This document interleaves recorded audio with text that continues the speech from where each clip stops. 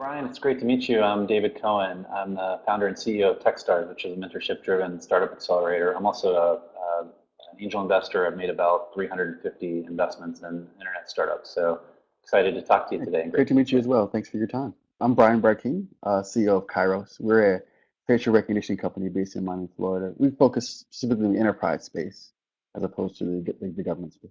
Awesome. Well, I looked at the website and all the materials, and it's really cool, neat stuff. I love infrastructure on the web. I'm an investor in companies like SendGrid and Twilio that are sort of similar in that they're kind of developer-facing components to it.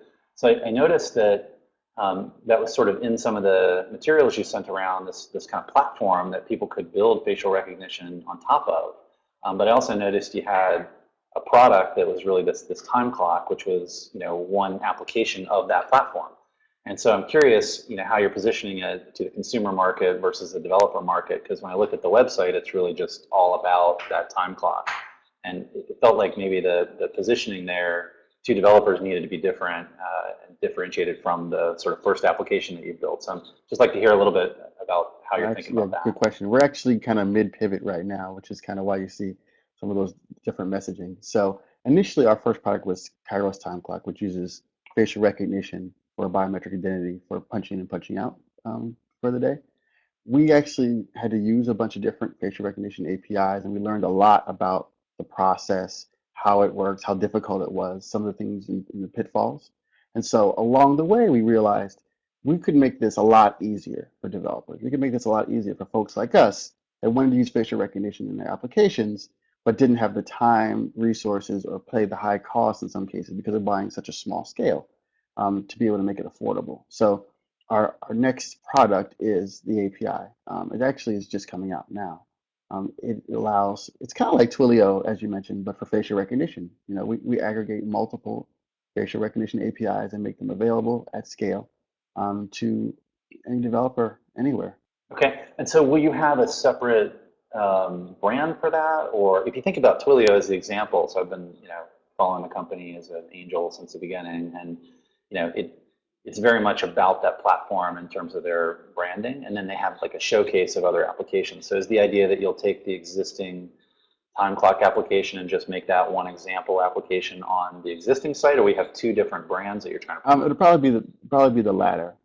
So it's kind of like as we grow, again, we wanted to kind of show off what the technology could do that we're really able to do it. So right now we have about 17,000 people on the time clock platform, and that kind of shows people that it's a real thing and it's doing something important like paying them. But as we grow, it'll be a totally separate site, a totally separate branding and message. It also is a very different go-to-market strategy. As you're aware, the folk you're talking to for an API are very different than the enterprise customers, the payroll managers, and whatnot of these different enterprises. So it'll definitely be a different messaging and an approach. Yep. So yeah, I mean, that was kind of the meat of the one thing I want to talk about, which is the sort of tactical, developer first strategy, right? The branding and word that you need to get out there is that you're this infrastructure that is a simple utility model that you can pick up and use, and really you probably reposition the time clock app as almost an external thing that had been built on the platform. The fact that you built it is sort of not necessarily what you're promoting. So I've seen this playbook used a bunch of times, and I just want to make sure that you're thinking about it that way, and it sounds like you are. So totally agree with that approach, and sounds awesome. What else do you want to talk I about? guess one of the things that I'm really curious about is, we're in the middle of a fundraising cycle now, right? We're raising a seed round, and um, there's so much I can learn from you in regards to what investors are looking for, again, how to position. One of the challenges we have is explaining to maybe some of the less technical, maybe angel investor, or the people that just aren't maybe as deeply into it, what an API is, why an API has value, why someone would want to choose a Twilio versus going directly to the different services to implement their code. I mean, theoretically, anyone could do that, but we both know they make it insanely simpler and faster and easy to integrate those applications. So how do I kind of make that, how do I get that message across? Got it. Yeah. I don't know. I guess quick analogy comes to my mind. If I want to open up a McDonald's, I don't really want to have to educate people that are investing that people like hamburgers, right? I mean, there's plenty of investors that understand that. right? So I think I'm looking for an investor, especially in the first third or half of the round, as my lead or my champion who understands this stuff, who has a full understanding of what an API is, and the value of infrastructure, and sort of being at the architectural level and enabling a bunch of new applications that were hard. I mean, facial recognition is a hard thing, and your goal is to make it easy. Pretty simple. So that's how I talk about it. There will be investors out there or people that you meet that have no idea what an API is and don't understand the value of that. I guess I would assert to you that those probably are not the investors that get excited early. And remember, especially in angel investing, it's a social sport. So, you really want to get a champion or two that has a network that's going to bring the other people that are value added.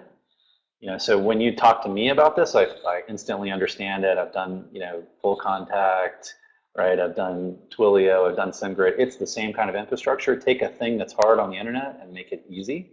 No, I think that's really great advice. One of the things that we have in our network is we went through a program called the New Me Accelerator in San Francisco. So there's a good network of folks there that we can kind of call on. And I tend to find that maybe in some ways, a San Francisco investor might have a little more experience with an API play than some other parts of the country.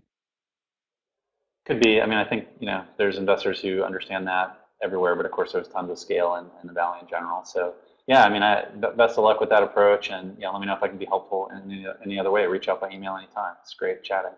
Certainly will. Appreciate your help. All right, take care.